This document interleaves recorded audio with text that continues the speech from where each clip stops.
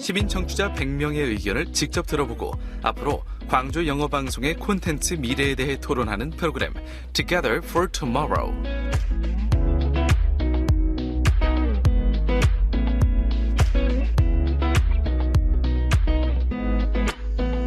GFN 13주년 연중 특별기획 Together for Tomorrow는 바로 청취자 여러분과 함께 광주 영어방송의 미래를 생각해보고자 마련된 프로그램으로 2022년 한 해 동안 매달 한 번 다양한 배경의 출연자 여러분을 모시고 GFN이 나아갈 방향을 모색해보고자 합니다.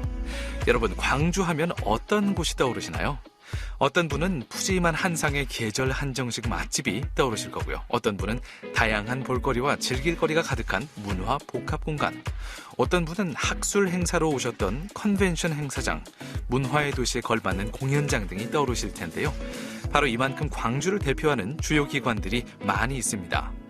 광주 영어방송은 광주와 전남 지역의 소식을 전하는 매체로서 광주 지역에 일어나고 있는 여러 가지 행사, 관광, 전시 등을 알려주고 있는데요.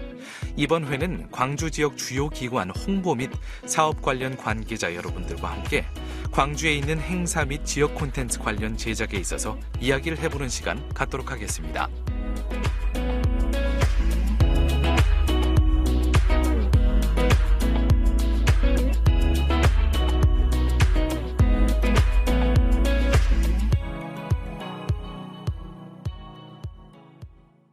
네, 안녕하세요. 저는 오늘 진행을 맡은 유웅태 아나운서입니다.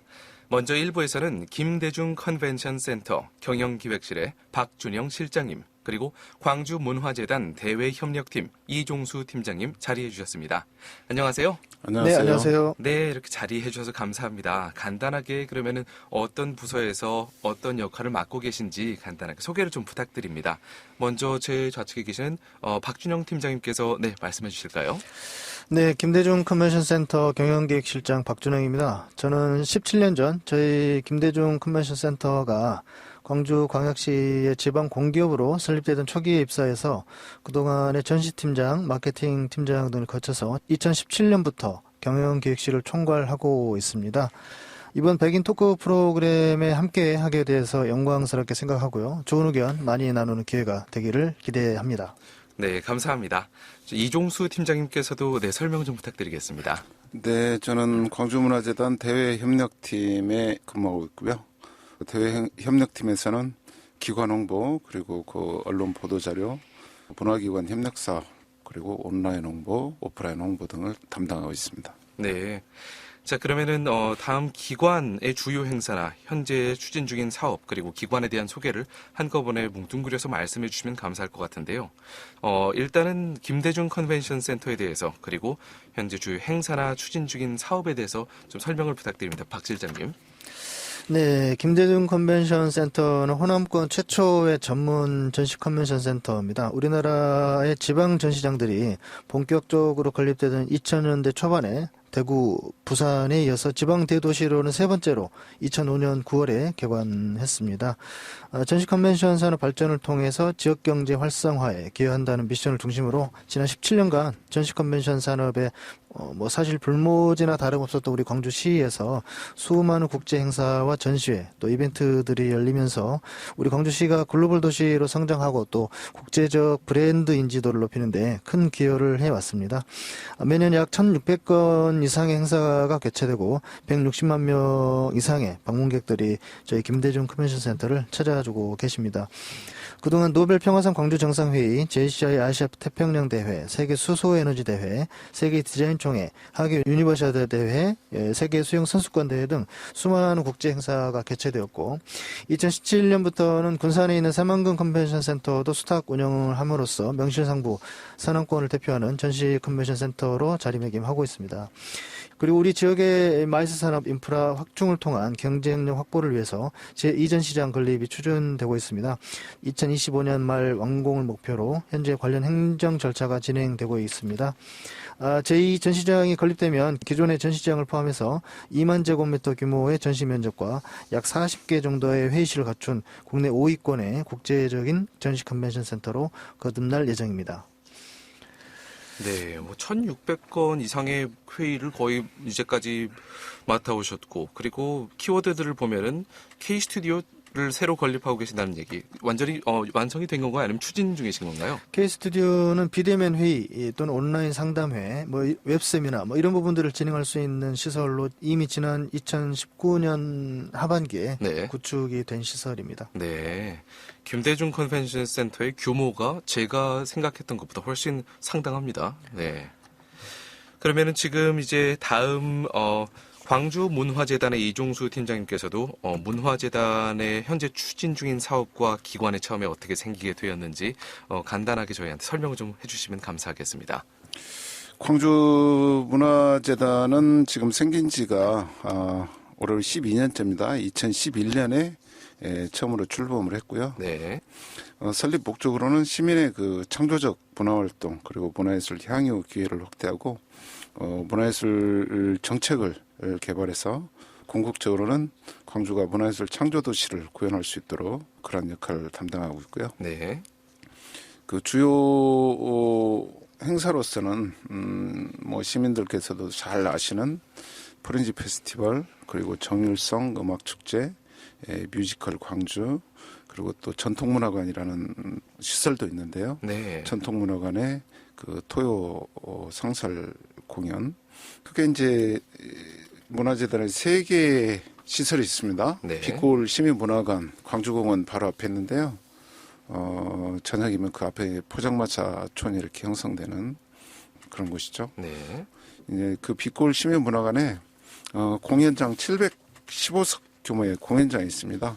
그 외에 미디어 아트를 기반으로 한 5G 체험관, 미디어 놀이터, 홀로그램 극장 그런 시설들이 전체적으로 빛골 아트 스페이스라는 시설과 함께 아우러져 있고요. 그리고 저 무등산 입구 쪽에 네.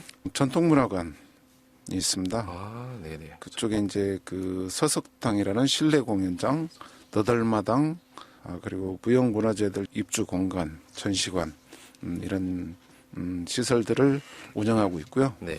2012년 현재 조직으로는 총 1실, 3본부, 1센터, 11개 팀, 그리고 총 직원 약 100명 정도 근무하고 네. 있습니다. 지금 보니까 광주문화재단 같은 경우에는 이미 야외 공연장만 해도 거의 2-3개 정도를 보유하고 있고, 그리고 제가 프린지 페스티벌에 대해서 많이 얘기를 들어봤었는데요. 이것도 광주문화재단 측에서 주최를 하고 계시는 중요한 행사 중에 하나였군요. 토요상설 공연도 저희 이제 GFN이다 보니까 외국인 네. 친구들이 많이 있는데 네. 다들 토요상설 공연에 대해서 얘기가 상당히 자자하거든요. 그렇군요. 네. 그래서 상당히 굵직굵직한 행사들을 이제까지 광주를 대표해서 맡고 계시는 문화재단인데요. 제가 늘상 봐왔던 문화적인 공간들이 전부 다 광주문화재단과 관련이 있는 곳들이었네요. 네. 광주문화재단에 총 70개 사업이 있습니다. 네. 그 이제 시민들 중심으로 한 문화축제, 그리고 전통문화 관련된 뭐 축제 행사, 그리고 아마 이 영어 방송에서도 많이 거론하는 문화 다양성 사업 같은 네. 그런 사업들이 대부분 그 시민들하고 굉장히 밀접한 네, 그런 네. 사업들이고요. 네. 외국인들이 또 관심을 갖는 또 그런 사업들도 좀 많이 하고 있습니다. 네.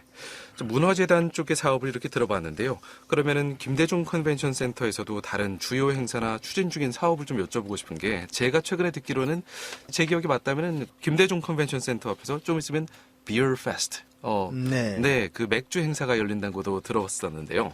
사실 코로나19로 인해서 한 2년 이상 많은 행사가 취소 또는 뭐 연기되었죠. 네. 다행히 올해 들어서는 다시 활기를 되찾고 있고, 하반기에는 전시장이 거의 풀가동 수준으로 예약이 지금 꽉 차 있는 상황입니다. 다행입니다.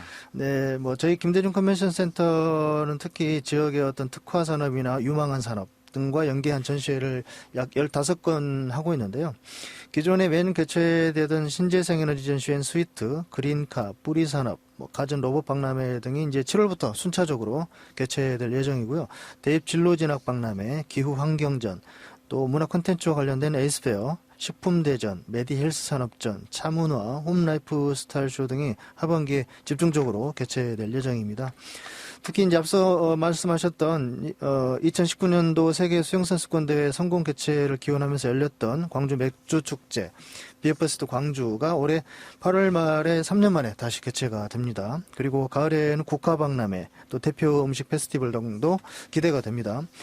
그리고 올해 이제 신규로 추진되는 사업들이 있는데요. 네. 4차 산업혁명을 선도할 스마트 농업, 스타트업, 인공지능 분야 특화 전시회, 또 볼거리와 즐길 거리가 가득한 펀시티 조성을 위한 주류박람회 등 호남권의 지역경제 활성화를 촉진할 4건의 행사를 새롭게 선보일 예정입니다. 간략하게만 좀 언급을 드리면 8월에는 스마트 농업 전시회인 그린 앤 에그리텍 아시아 2022, 그리고 9월에는 스타트업 투자 전시 상담회인 스플래시, 그리고 인공지능 산업 전시회 AI 텍 플러스, 그리고 11월에는 주류 페스타를 개최하게 됩니다. 제목에서도 대략 그 내용들을 알 수 있으시듯이 빅데이터나 AI 기술을 접목한 스마트 농업을 주제로 하는 그린 앤 에그리텍 아시아 2022, 그리고 지역 혁신 생태계와 창업 활성화를 위한 스타트업 관련 행사로 스플래시 2022가 9월 5일부터 6일까지 개최가 되는데요. 특히 유망 기술이나 비즈니스 모델을 가진 스타트업, 그리고 국내외 대기업을 연계시키는 오픈 이노베이션, 이런 행사들이 풍성하게 구성될 예정입니다. 또 AI 비즈니스 생태계 구축을 위한 인공지능 산업 전시회 AI 텍 플러스 2022는 9월 28일부터 30일까지 개최되는데요. 많은 시민들이 알고 계시듯이 인공지능 중심 도시 광주로 우리 광주의 주력 키워드로 지금 추진이 되고 있죠. 그래서 이 관련한 대표 산업 전시회로 자리매김할 것으로 기대를 하고 있습니다. 네. 마지막으로 미항의 도시 광주의 브랜드 이미지를 제고하고 지역 전통주 판매를 촉진하기 위한 호남권에서 아마 유일한 주류박람회 주류페스타는 11월 17일부터 20일까지 개최되는데요. 특히 광주 대표 음식 페스티벌하고 동시에 개최가 돼서 우리 광주의 대표 음식인 7가지 떡갈비, 보리밥, 오리탕, 계절 한정식, 상추튀김, 육전, 주먹밥, 이거 관련된 시식 판매 행사도 같이 곁들일 예정이어서 우리 시민들께서 하반기에 저희 김대중 센터에서 개최하는 다양한 행사들과 함께 즐거운 또 어떤 문화 향유의 기회를 가지실 수 있을 것으로 기대하고 있습니다. 열심히 준비하도록 하겠습니다. 네, 김대중 컨벤션 센터 측에서는 매월 진행되는 그 박람회나 페스티벌만 봐도 트렌드가 잡히는 것 같아요. 대부분의 네. 키워드들이 스마트 아니면은 AI 쪽과 관련된 행사들이었고, 그리고 네. 좀 더 재밌는 건 이제 11월쯤에 열린 주류 페스타를 보면은 광주의 먹거리, 저도 최근에서야 맛을 보게 된 오리탕이나 상추튀김 네. 같은 것들이 있는데요. 네, 산업 전반에 대한 키워드와 그리고 광주의 먹거리를 한꺼번에 알아볼 수 있는 그런 행사들이 줄을 잇고 있네요. 네. 네, 그러면은 잠시 여기서 마이스 산업에 대해서 좀 더 얘기를 해보고, 그다음에 제가 코로나19와 관련된 내용들을 제가 안 여쭤볼 수가 없을 것 같은데요. 네네. 일단 마이스 산업 하면은 이게 마이스가 많은 분들이 아직 생소하십니다. 마이스가 뭐의 약자인지 간단하게 설명을 좀 해주실까요? 네, 마이스 산업은 미팅의 M, 인센티브의 I, 컨벤션의 C, 그리고 익스비션 또는 이벤트의 E의 머릿말을 따온 전시 컨벤션 관련 산업을 지칭하는 용어인데요. 통상적으로 이 MICE, 마이스 산업의 참가자는 일반적인 관광객보다 약 2.5배 이상의 소비 지출을 통해서 더 많은 경제적인 파급 효과를 발생시킨다고 알려져 있죠. 그래서 대표적인 지식 산업이자 서비스 산업으로 볼 수가 있겠습니다. 네. 김대중 컨벤션 센터는 아까 전에 소개 말씀에서도 호남권에서 첫 번째로 만들어졌기 때문에 상당히 굵직한 정말 기관이라고 볼 수 있을 것 같은데요. 자, 마이스 산업에 대해서도 지금 잠깐 들어봤고 이제 저희는 코로나19에 대해서 여쭤보고 싶습니다. 코로나 기간 동안 양 기관 쪽에서 다들 상당히 어려운 시간을 겪으셨을 것 같은데요. 네. 그 이후에 드디어 서서히 위드 코로나 정책이 시행이 되면서 아마 문화 쪽도 그렇고 그리고 행사 쪽도 그렇고 드디어 다시 본물 터지듯이 행사들이 다시 시작될 것 같은데요. 이번에 코로나19가 거의 이제 끝물 쪽으로 다가가면서 어떤 정책들을 바꾸게 되셨는지 혹은 어떤 행사들을 새롭게 시작하게 되셨는지 예전에 코로나19 이전과 어떻게 변했는지 그런 것들을 좀 말씀을 해주시면 감사하겠습니다. 네, 김대중 컨벤션 센터 먼저 말씀드리면 최근에 한 2년 이상 이어진 코로나19 팬데믹 상황으로 인해서 저희 김대중 센터도 마찬가지로 2019년 코로나 팬데믹 발생 이전과 비교를 해보자면 매출이나 행사 건수가 코로나 팬데믹 첫 해였던 2020년에는 거의 평상시의 30% 수준으로 급락을 했고 3분의 1로 급감했었네요. 그렇습니다. 네. 다행히 이제 올해 2분기 들어서부터 팬데믹 상황이 좀 호전되고 있고 많이 거리두기도 거의 완화가 되어서 전시회 같은 행사는 거의 매주 아주 정상적으로 개최가 되고 있고요. 회의 같은 경우에도 평상시에 한 80% 이상 수준까지 회복이 되고 있습니다. 네. 말씀드린 대로 하반기에는 전시장 예약이 거의 뭐 꽉 차 있는 상태고요. 회의 건수도 꾸준히 증가하고 있어서 올해 말까지는 평상시에 아마도 90% 정도 수준까지는 회복이 될 것으로 전망을 하고 있습니다. 네. 저희 센터뿐만이 아니고 지자체나 타 지역에서도 전시 컨벤션 이런 행사들은 이제 정상적인 수준으로 회복 단계에 있죠. 그동안의 긴 터널을 지나서 다시 일상으로 돌아가는 분위기라고 볼 수 있습니다. 다만 이제 회의 산업 같은 경우에는 여전히 비대면 온라인 회의 형식의 수요가 일정 부분 지속될 것으로 전망을 하고 있습니다.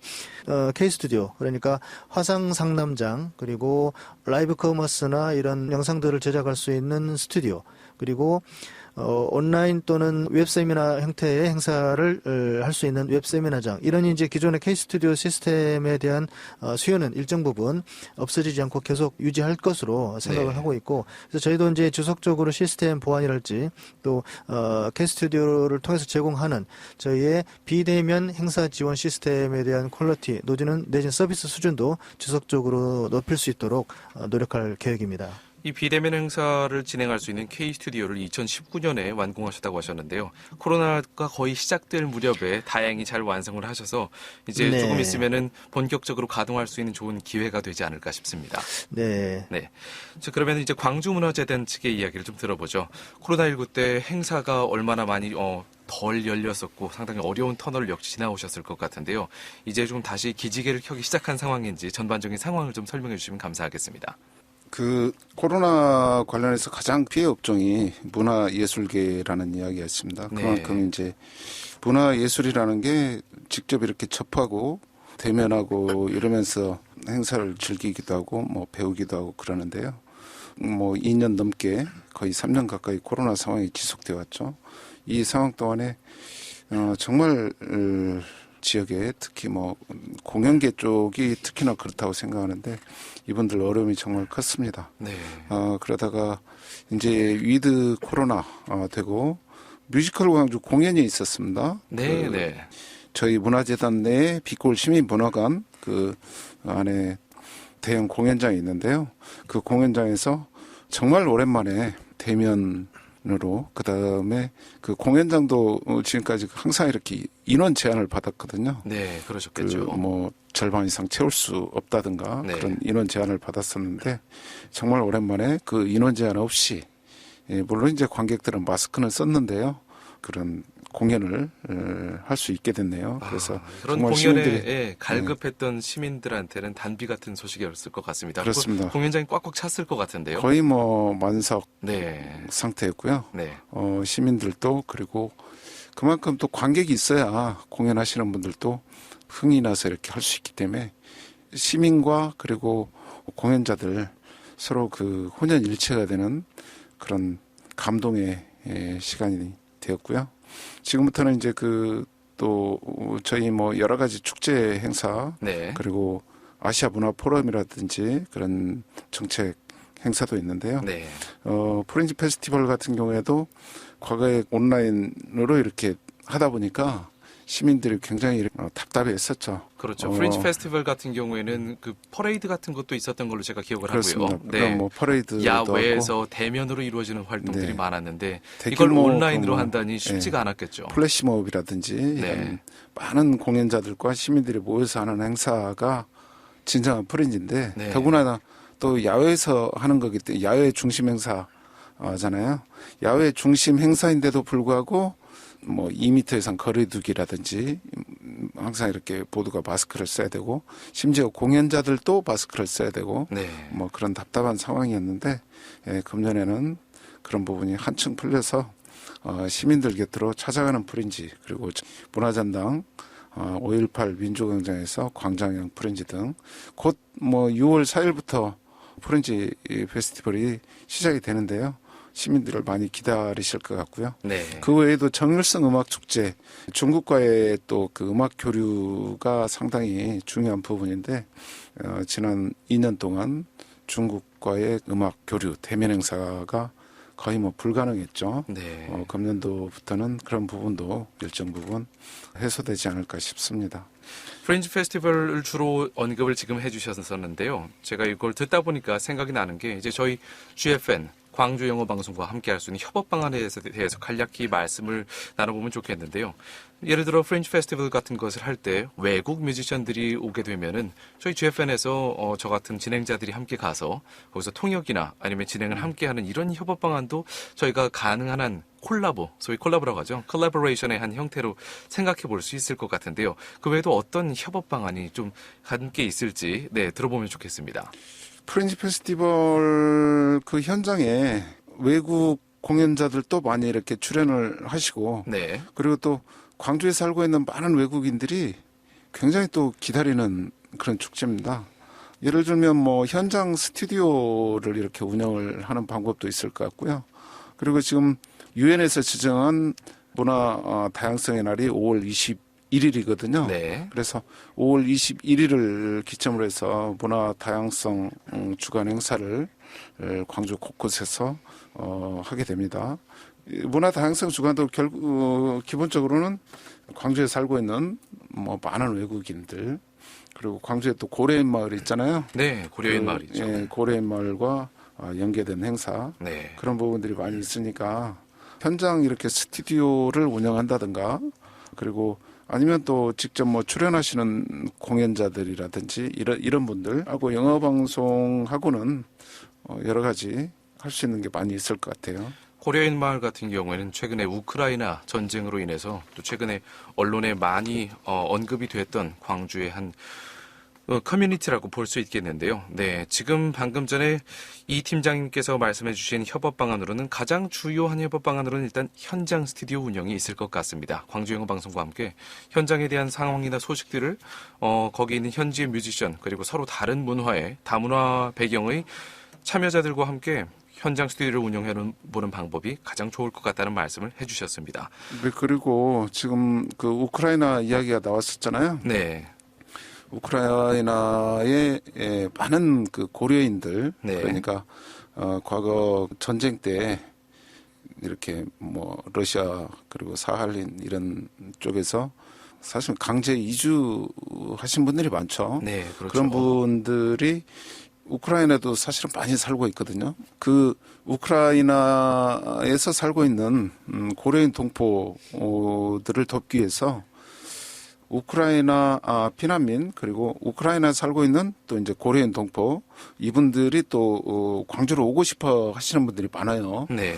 그분들을 돕기 위해서 세이브 앤 허그 자선 음악회를 개최합니다. 네. 여기서 말하는 세이브는 우크라이나 네. 전쟁으로 고통받는 우크라이나를 세이브하고 그리고 고려인들 광주에도 살고 있고 우크라이나도 살고 있는데요.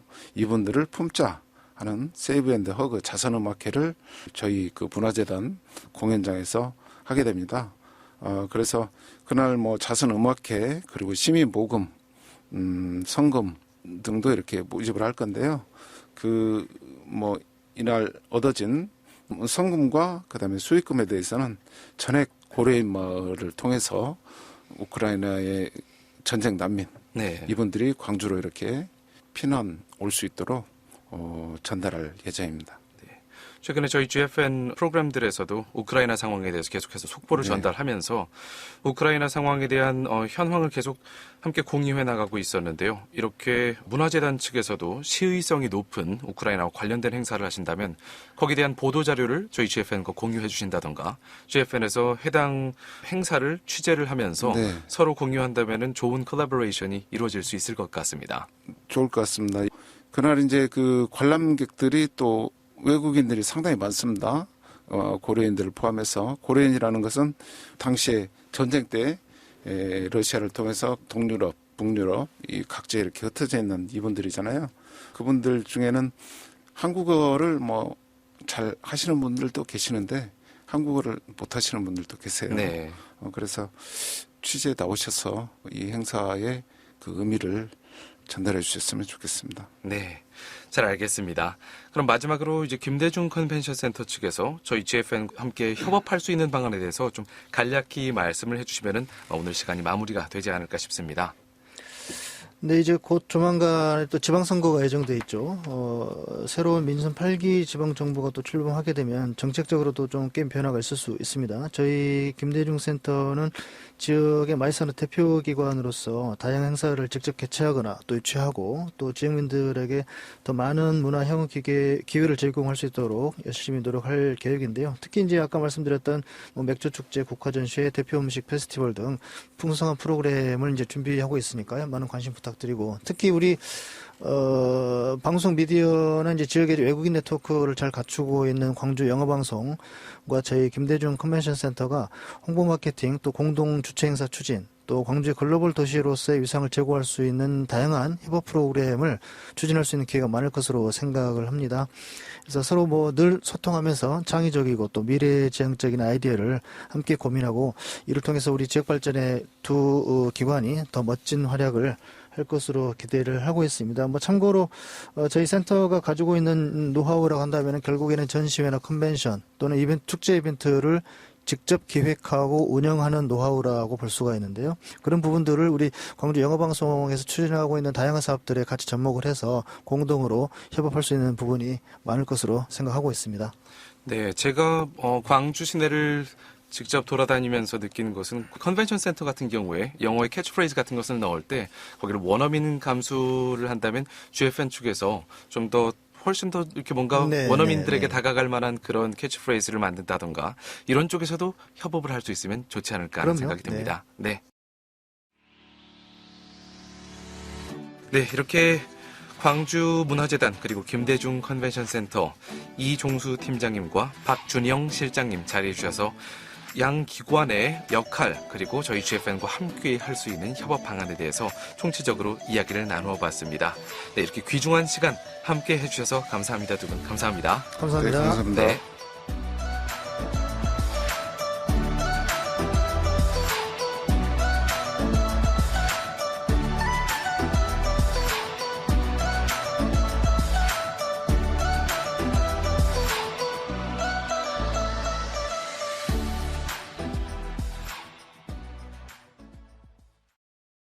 네, 안녕하세요. 여러분은 지금 광주 영어방송 연중 특별기획 Together for Tomorrow 5월편과 함께하고 계십니다. 2부를 함께 해주시기 위해 관련 관계자 3분을 모셔봤는데요.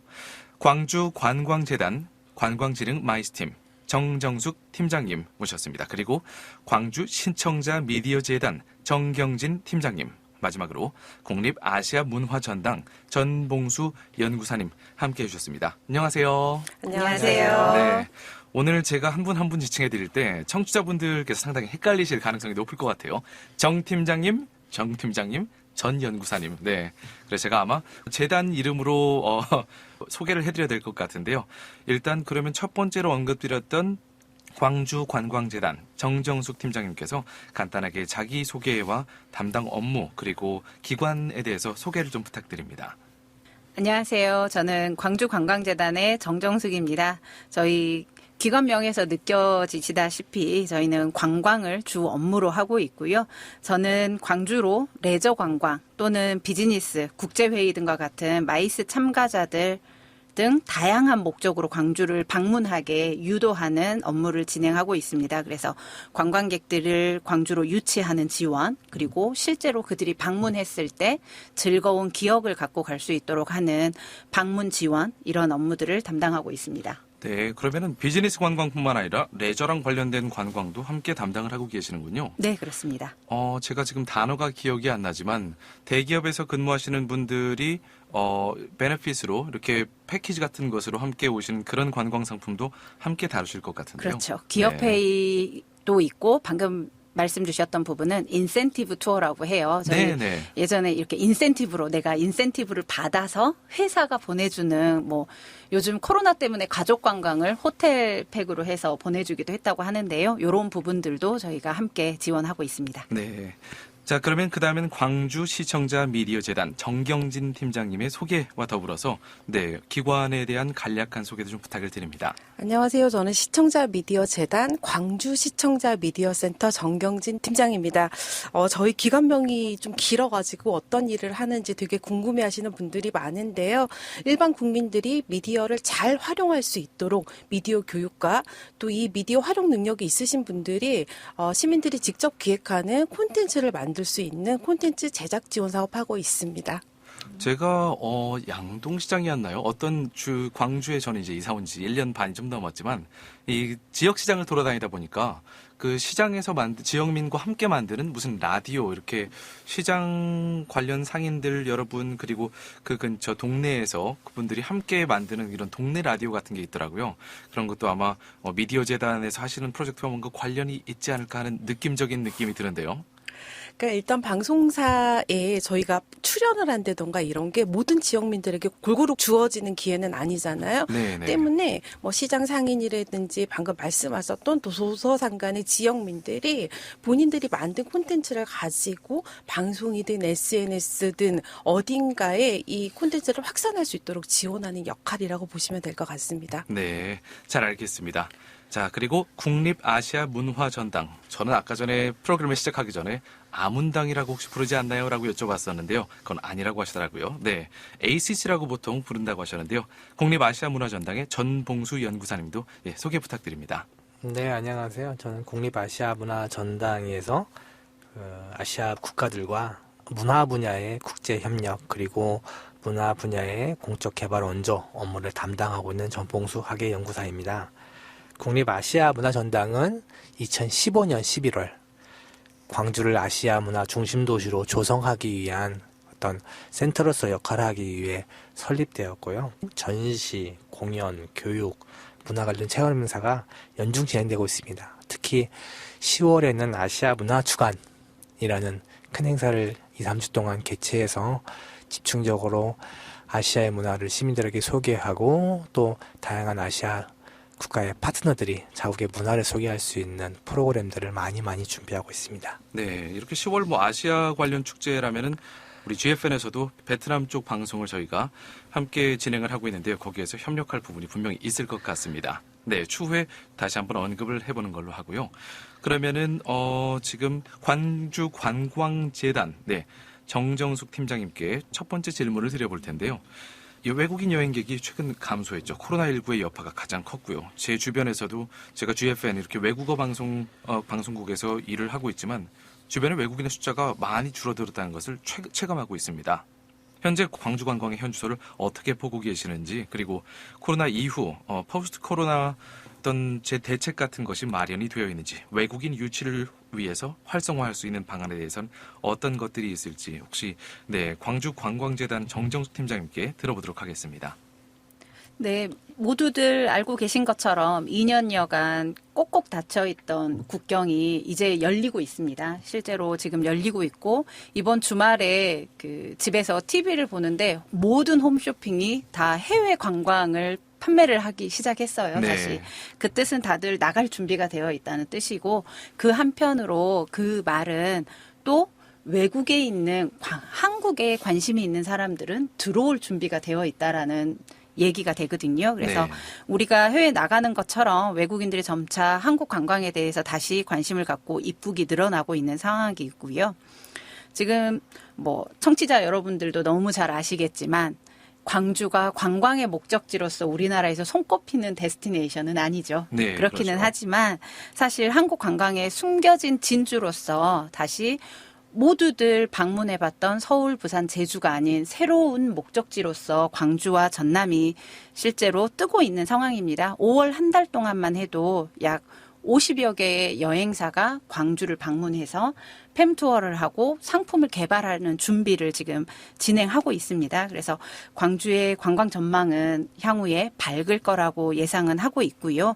또 이런 것들이 보여지는 지표가 지금 현재 이루어지고 있는 팸투어들이라고 생각이 좀 들고 있습니다. 혹시 팸투어라는 것은 어떤 것을 의미할까요? 패밀리라이제이션 투어라고 해가지고요. 아. 친숙화를 하는 투어죠. 저는- 광주에 대한 상품을 만들려면 광주를 알아야 만들 네. 수 있으니까. 그러니까 familiar, 그러니까 네. 친숙한이라는 단어에서 온 familiarization. 네. 네네. 저는 팸투어라고 해서 약간 family tour, 네, 가족 단위의 여행이라고 생각을 했는데 지역을 친근하게 알아갈 수 있는 좀 더 지역과 밀접하게 호흡하면서 느낄 수 있는 이런 경험형, 체험형 그런 관광 상품일 것 같은 느낌이 듭니다. 네. 뭐 사이트 인스펙션 또는 뭐 스터디 투어 뭐 요런 식으로 표현을 해도 네. 또 이해하기는 조금 더 편하실 것 같고요. 네. 이런 일반 레저 관광뿐만 아니라 비즈니스 관광들도 다시 활성화되고 있습니다.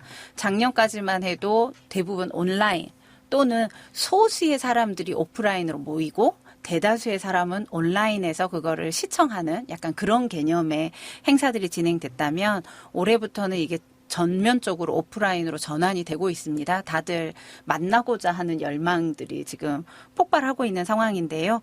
양궁 월드컵이 광주에서 개최가 됐었고 지금 약 400여 명의 세계 선수들이 광주를 일주일 동안 당연히 경기를 하러 들어오긴 했지만 또 모두가 끝까지 결승전까지 가는 건 아니어서 많은 분들이 또 광주 투어도 실질적으로 하고 가시기도 했습니다. 그래서 전통문화관이나 공연마루에서 한국의 문화를 체험해보는 프로그램들도 저희가 지원을 했었는데요.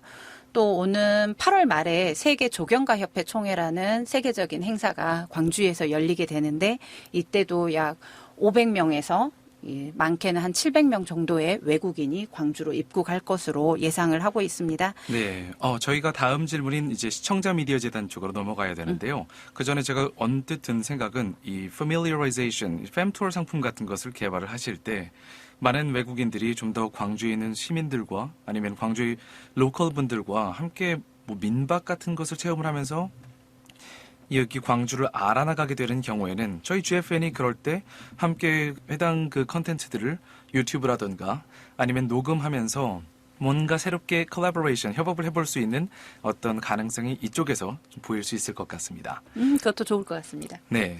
그러면 다음 질문은 시청자 미디어 재단 정경진 팀장님께 드려보도록 하겠는데요.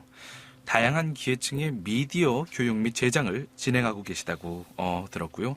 그리고 저희 GFN에서는 지금 Sunday Talk라는 프로그램에서 현재 함께 시청자 미디어 재단과 함께 광장 라디오 팀과 함께 일주일에 한 번씩 콜라보레이션을 진행을 하고 있는데요. 저희 다른 프로그램과 콘텐츠 협력 방안 혹시 좋은 아이디어가 있으실지요? 뭐 예를 들어서 뭐 1일 라디오 DJ 체험이라든가 미디어 재단 영상 제작단과 GFN 유튜브 채널에서 협력을 한다든가 좋은 방안이 혹시 있으시면 알려주시면 감사하겠습니다. 그러니까 저희 시청자 미디어 센터가 하고 있는 역할이 이 시청자의 방송 참여와 권익 증진을 위한 다양한 사업을 펼치고 있는 만큼 또 GFN하고의 다양한 협력이 가능할 것 같습니다. 말씀하셨듯이 저희가 이제 미디어 체험부터 시작해서 미디어 교육이라든가 콘텐츠 제작이라든가 또 시설과 장비 대여까지 모두 무료로 이용할 수 있는 네. 기간이잖아요. 그러니까 저희 광주 시청자 미디어 센터에서는 영상 제작단이라든가 청소년 제작단, 또 동아리원 제작단 등 다양한 시청자 참여단이 운영되고 있습니다. 또 이 시청자 참여 프로그램은 물론이고 또 요즘 또 트렌드에 따라서 쇼폼 콘텐츠를 비롯한 유튜브 콘텐츠들도 아주 활발하게 제작 중에 있기 때문에 이 시민 제작자의 콘텐츠가 또 GFN이랑 콜라보를 통한다면 유튜브 활성화 추진도 매우 가능할 것 같고 방송의 영역에 시민들이 조금 더 직접적으로 참여하면서 이 지역의 콘텐츠를 시민의 입장에서 담아내는 역량도 강화되지 않을까 싶습니다. 또 요즘 특히나 청소년들 같은 경우에는 라디오 청취율이 매우 저조하죠. 네. 아이들이 영상 콘텐츠에 푹 빠져 있긴 한데 이 라디오라는 매체만 가지고 있는 장점과 매력을 저는 이 청소년 아이들에게도 좀 확산시키고 싶어요. 하셨듯이 이 체험 프로그램 운영을 GFN과 함께 진행해 본다면 어떨까라는 생각을 좀 해봤습니다. 물론 광주 저희 시청자 미디어 센터 내에서도 지금 현재 라디오 체험 프로그램을 운영하고 있지만 저희 센터에서 운영하는 것과 또 방송국에서 운영하는 것들은 또 굉장히 좀 더 전문적인 느낌을 줄 수 있기 때문에 이 GFN과 함께 공동적인 프로그램을 운영한다고 하면 질 높은 프로그램을 운영할 수 있을 거라고 좀 기대를 하고 있습니다. 네. 제가 지금 시청자 미디어 재단 쪽에서 시설과 교육을 모두 무료로 제공해 주신다는 얘기를 듣고 든 생각이, 일단 저희 청취자 여러분들을 대상으로 한다면은 사실 많은 개개인 분들이 유튜버로 나서고 계시잖아요. 노년층의 청취자 여러분 아니면 시청자 여러분이 직접 방송 콘텐츠를 만들고자 하는 욕구가 큰 분들이 많으신데, 유튜브 콘텐츠 제작 같은 것을 어떻게 만드는가, 그리고 그 과정을 재단 쪽에서 교육을 해주시면서 저희가 그 과정을 담아서 아예 그거 자체를 방송 콘텐츠로 만드는 방법이 하나가 떠오르고요. 두 번째로는 라디오의 매력에 대해서 말씀해 주셨는데요. 그 영문 학술 연구들 중에서 라디오에 대해서 롱테일이라고 부르는 그런 어휘가 있는데요. 라디오는 이제 쉽게 죽지 않을 거다라는 그런 연구 결과가 있었습니다. 나이가 들고 나서 사람들이 이 너무 많은 영상으로 인한 여러 가지 비주얼 스티뮬레이션 때문에, 많은 자극 때문에 다시 라디오를 회귀하는 그런 경향이 있다고 하는데요. 청소년들부터 시작해서 라디오에 관심이 있는 청취자 여러분들께 혼자만의 라디오 프로그램을 만드는 방법, 최근 제가 알기로는 스푼 라디오라는 앱이 상당히 좀 뜨고 있더라고요. 유튜브랑은 다르게 라디오 컨텐츠 집중하는 그런 앱이 있었는데요.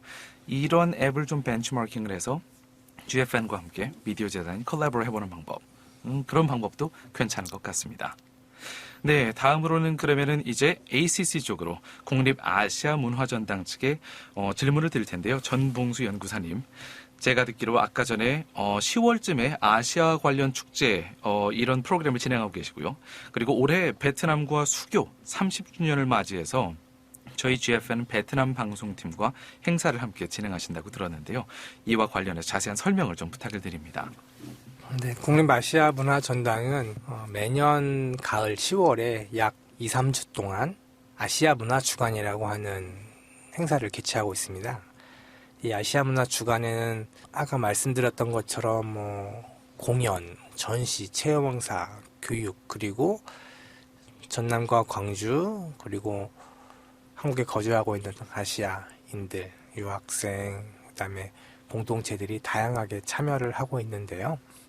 특별히 올해는 한 베트남 수교 30주년을 기념하여서 10월에 진행될 아시아 문화주간에 주한 베트남 대사관과 협력하여서 러닝 베트남, 그러니까 베트남을 배우고 즐기고 느끼는 그런 프로그램을 준비 중에 있습니다. 특히 국내로 이주한 이주민 중에 광주 전남에 거주하고 있는 베트남 분들과 협력해서 이분들의 음식, 놀이, 이분들의 대중 음악 등을 함께 배우고 소개할 장을 마련할 계획인데요. GFN 베트남 채널은 국내에서 가장 발빠르게 베트남 소식을 전하고 또 국내 베트남 커뮤니티에게 유익한 정보를 전달하고 있는데, 저희가 GFN 베트남 채널과 함께 협력하여서 저희 소식들을 전하고 함께 소통하는 그런 프로그램을 현재 준비 중에 있습니다. 네, 이제 주한 베트남 대사관과 협력한다는 부분이 일단 이 행사에서 상당히 큰 힘을 발휘할 수 있을 것 같고요. 제가 언뜻 든 생각으로는 베트남과 관련된 이런 축제가 있다면은 뭐니 해도 요새 가장 핫하게 떠오르는 건 음식이죠. 네, 먹방 관련해서 뭔가 우리나라 사람들도 이제 베트남 음식 하면은 이미 familiar, 이제 친숙한 음식이 있지 않습니까? 예를 들면 월남쌈이라든가 아니면은 쌀국수라든가. 혹시 두 분께서도 좋아하시는지요? 두 정 팀장님께서는요? 너무 좋아합니다. 아, 네. 저는 샹차이를 사랑합니다. 아, 네네. 샹차이를 좋아하신다는 건 상당히 그 음식계에서 고수로 통하는 거로 제가 알고 있는데요. 이렇게 음식과 관련된 이해관계, 인터레스트가 상당히 높으니까 뭔가 음식 관련해서 라디오 먹방 하면 사실 ASMR로 좀 갈 수도 있는 그런 확률이 있지 않을까, 그런 생각이 듭니다. 저희 GFN에서는 이제 베트남 팀 말고도 저희 방송국에 다양한 국적의 많은 외국인들이 함께 하고 있는데요. ACC와 함께 추후 같이 할 만한 어떤 협업 방안들이, 좋은 생각이 혹시 있으실지, 좋은 아이디어가 있을지 좀 들어보고 싶습니다. 네, 국립아시아문화전당은 제가 10월 행사만 말씀드렸지만 사실 연중 계속 전시, 공연, 체험 행사, 교육 프로그램들 다양한 프로그램이 진행되고 있고, 또 저희들이 모시고자 하는 분들은 또 광주 전남의 외국인들도 있지만 전국적으로 국내에 있는 다양한 외국인들과 함께 협력해야 되고, 그분들이 저희가 중요한 고객이기 때문에 GFN의 다양한 언어 방송, 영어 방송을 통해서 저희 전당 프로그램이 함께 소개됐으면 좋겠고, 또 더불어서 GFN과 협력해서 함께 GFN도 좋고 우리 ACC도 좋은 그런 방송 프로그램을 개발하는 것도 좋은 방법이라고 좀 생각하고 있습니다. 네. ACC 측에서는 이제 공연이나 아니면 시각 영상 아니면 시각 예술 쪽도 많이 갖고 계시지만 저희는 이제 아무래도 라디오를 주로 하는 방송국이다 보니까 강연이나 아니면은 저희가 귀로 들을 수 있는 컨텐츠와 관련해서 유명 인사분들이 오셨을 때 아니면은 우리나라에서 독특한 체험이나 아니면 문화 쪽에 대해서 중요한 어떤 컨텐츠를 갖고 계신 분들과 협업할 수 있다면은 저희 GFN도 최대한 그 음성과 관련된 컨텐츠로 ACC와 함께 할 수 있는 가능성이 높을 것 같습니다. 네, 좋습니다. 네. 네, 그러면은 다음 질문으로 넘어가 볼 텐데요.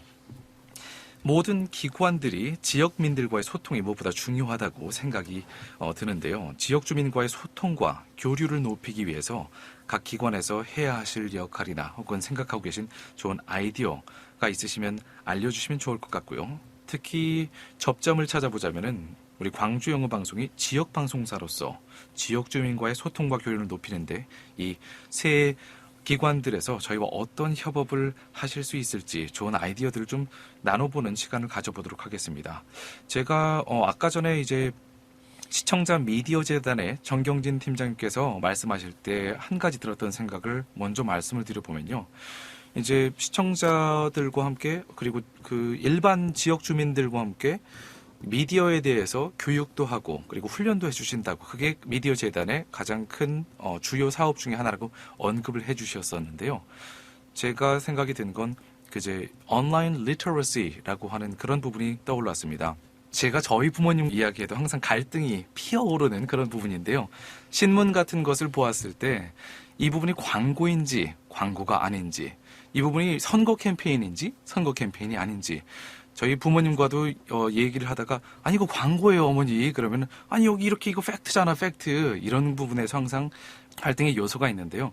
이렇게 청중년 장년층뿐만 아니라 청소년과도 함께 온라인 리터러시 온라인에 제작되거나 만들어지는 많은 콘텐츠들에 대해서 이제 비판적인 읽기 능력을 길러서 어르신들께서도 청소년들도 이것이 광고인지 아니면 팩트인지를 함께 따질 수 있는 이런 교육을 제공을 만약에 하신다면 그 제공하는 과정을 저희가 GFN과 함께 오디오 콘텐츠로 제작한다면 그게 좋은 협업 방안이 되지 않을까 하는 생각이 언뜻 들었습니다. 언뜻 든 아이디어치고 굉장히 구체적이고 또 저희 재단이 하고 있는 일과 너무나 연결이 잘 될 것 같습니다. 네. 저희가 진지하게 고민해 보도록 네. 고민해 보도록 하겠습니다. 네, 혹시 그리고 이제 그러면 ACC 측과 그리고 광주 관광재단 측에서도 지역민들과 저희가 소통할 수 있는 어떤 좋은 협업 방안이 있을지 아이디어들을 좀 들어봤으면 좋겠습니다. 일단은 그러면 광주 관광재단의 정정숙 팀장님께 들어볼까요? 네. 현재 저희 광주관광재단은 앞서 말씀드렸던 것처럼 사실은 외지인들이 광주를 방문하게 하고 있는 일이 주된 업무이긴 합니다. 사실 오늘 이 자리에서 말씀을 나눠보는 과정에서 저는 시청자 미디어 재단 그리고 GFN과 함께 할 수 있는 부분이 그 부분이 아닐까라는 생각이 조금 들었습니다. 이미 현재 ACC하고는 저희가 ACC에 있는 다양한 프로그램들을 외부에 알리는 사업은 하고 있어요. 그래서 ACC가 광주관광재단보다 훨씬 큰 국립기관이지만 네. 저희는 하나의 관광 콘텐츠로서 ACC를 접근하거든요. 그래서 ACC를 시민들이 답사하고 관광 콘텐츠로 유튜브 콘텐츠 아니면 라디오 콘텐츠로 만들어내고 그것들을 방송하고 하는 부분들을 홍보하고 하는 부분들을 GFN하고 좀 연계한다면 여기에 모인 사자에게 다 상생되는 프로그램이 아닐까 하는 생각을 네. 해봤습니다. 공동상생의 방안을 떠올리셨군요. 네, 훌륭한 아이디어입니다. 더불어서 제가 관광재단 측과 GFN이 함께 할 수 있는 방안을 또 생각을 해보았는데요. 관광재단은 아까 전에 말씀하셨다시피 광주를 외부인에게 주로 홍보하는 역할을 해오셨다고 하셨는데요. 시민관광, 지역민들의 관광을 활성화한다는 방안을 새로 생각을 해본다면 사실 등잔 밑이 어둡다고 저는 사실 경기도 수원 출신입니다. 근데 수원 안에서도 제가 못 가본 곳이 많거든요. 분명히 광주에서 오랫동안 살아오신 분들 중에서도 내가 사는 이 광주 안에서도 못 가본 곳이 분명히 있을 거예요. 그런 이색적인 곳들을 발견한다면 이제 그 지역 안에서 반짝반짝 빛나는 Local Gems를 사실 이거 프로그램 이름으로도 딱 어울리네요. Local Gems 프로젝트라고 하면 광주 안에서 광주인도 모르는 우리 광주의 관광 자원을 개발을 하셔서 저희 GFN과 함께 거기로 떠나는 뭐 ASMR이나 뭐는 오디오 컨텐츠를 만든다면 그것도 좋은 방법이 될 수 있지 않을까 하는 생각이 들었습니다. 아이디어 뱅크시네요. 네. 제가 방송을 진행을 해야 되다 보니까 아이디어를 막 쥐어 짜내고 있습니다. 네. 자, 그러면 이제 마지막으로 ACC의 전봉수 연구원님께서도 저희 GFN과 함께 할 수 있는 협업 방안 한 가지만 혹시 좋은 생각이 또 있으실까요? 네. GFN의 강점은 특징이 라디오 주로 방송이다 보니 저희가 공연이나 전시를 하다 보면 아까 리터러시라는 얘기를 했는데 자기 마음대로 그 공연을 해석하고 전시하는 게 제일 중요하죠. 그런데 이제 아무리 봐도 나는 정말 이 공연이 무슨 말인지 모르겠어. 나는 아무리 봐도 이 전시 모르겠어. 그러면 그 전시 기획자 아니면 공연의 기획자와 함께 프로그램을 만들어서 그 전시에 대해서 공연에 대해서 한번 이야기하고 뜻이 갖는 것과 이 시대에 추구자 하는 메시지가 무엇이었는지 아니면 뭐 그런 건 없었는데 사실 이렇게 해석이 되더라 라든지 뭐 이런 라디오 프로그램을 진행하는 것도 참 의미가 있겠다. 시민들에게도 정말 의미가 있겠고. 왜냐면 사실은 특히 광주 시민들께서 ACC를 보면서 다양한 프로그램이 많이 진행되는 것들 중에서도 난해한 것들에 대해서 많이 좀 어려워하셨고 그랬는데 그런 프로그램이 있으면 ACC도 좋고 GFN도 좋겠고 광주 전남의 시민들이 너무 좋지 않겠나 이런 생각도 해보았습니다. 네, 전시 또는 이렇게 예술작품 컨텐츠에 대해서 해설할 수 있는 어떤 프로그램 그리고 시민들이 알할 수 있는 그런 눈높이에 맞춰서 함께하는 프로그램을 말씀을 해주셨는데요. 제목이 생각이 났습니다. 아는 만큼 보인다. 네, 그 제목으로 가면 좋을 것 같네요. 네, 훌륭합니다. 좋습니다. 네. 자, 이제 저희 마무리를 할 시간이 거의 다 됐는데요. 저희 끝내기 전에 광주관광재단 그리고 시청자 미디어재단 측에서 진행하고 계시는 사업들 중에서 중요한 내용들 조금만 더 들어보고 마무리를 짓도록 하겠습니다. 일단 먼저 광주관광재단의 정정숙 팀장님. 저는 협업 사업 또는 공동 이렇게 활성화 사업으로 GFN이 작년에 개최하셨던 청소년 인권 포럼을 조금 더 국제 행사로 함께 키워나갈 수 있는 방안을 좀 모색했으면 좋겠다라는 생각을 하고 있습니다. 네. 인권을 주제로 세계의 청소년들이 광주에 모여서 논하는 장을 마련한다. 이거는 사실 광주의 도시 정체성하고도 잘 맞는 행사가 될 걸로 생각하고 있는데요. 단순한 토론이나 스피치만으로 끝나는 게 아니라 어떤 자기들의 어떤 문화, 인권, 각국의 어떤 인권에 대한 생각들을 서로 토론도 해보면서 또 한편으로는 청소년들이니까 팀빌딩이나 또 문화 체험 등을 통하는 인권 캠프 또는 청년 대회 이런 형태로 조금 확장해서 큰 행사를 해볼 수 있는 여지가 충분히 있다는 생각이 들어서 이 부분 한번 꼭 말씀드리고 싶었습니다. 네, 감사합니다. 그리고 광주 시청자 미디어재단 정경진 팀장님. 네, 이 아까 전에 재단의 역할이나 아니면은 지금 진행하고 계시는 여러 가지 사업들, 계획하고 계신 사업들 중에서 중요한 내용을 좀 더 말씀을 해주시면 감사하겠습니다. 광주 시청자 미디어 센터가 다음 달 6월 15일이면 개관 15주년을 맞게 됩니다. 15주년을 맞이한 만큼 이제 시청자 미디어 센터의 사업 성과들이 지역민에게 조금 더 체감될 수 있는 조금 체감된 성과를 끌어내고자 다양한 사업을 펼치고 있습니다. 메타버스라든가 또 플랫폼 다양화에 따른 유형별 리터러시 교육을 하고 있기 때문에 이 교육이 또 GFN을 통해서 조금 더 구체적으로 확산될 수 있다면 너무 좋겠다라는 생각을 하고 있고요. 또 시민 제작 활동의 질적 향상을 위해서 매체별 또 계층별 시민 참여단이 운영되고 있습니다. 우리 어르신들도 제작 활동을 굉장히 많이 하고 계시고 이 라디오에 대한 관심도도 더더욱 높기 때문에 조금 더 적극적인 사업 추진이 가능하지 않을까 싶습니다.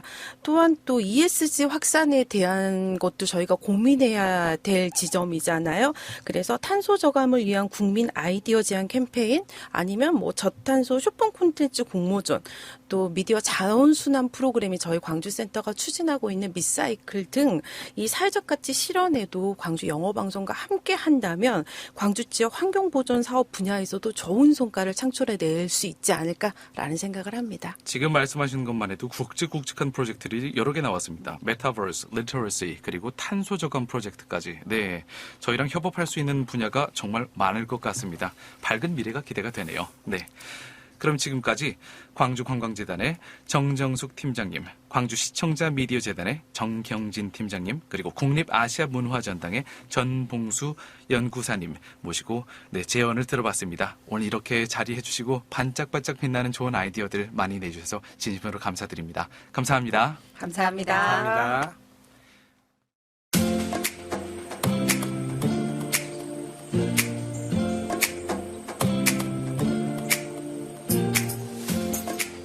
Together for Tomorrow는 청취자 여러분이 주인공입니다. 함께 이야기 나누고 싶으신 분들은 GFN 웹사이트를 통해서 많은 참여 부탁드립니다. 지금까지 진행자 유웅태였습니다.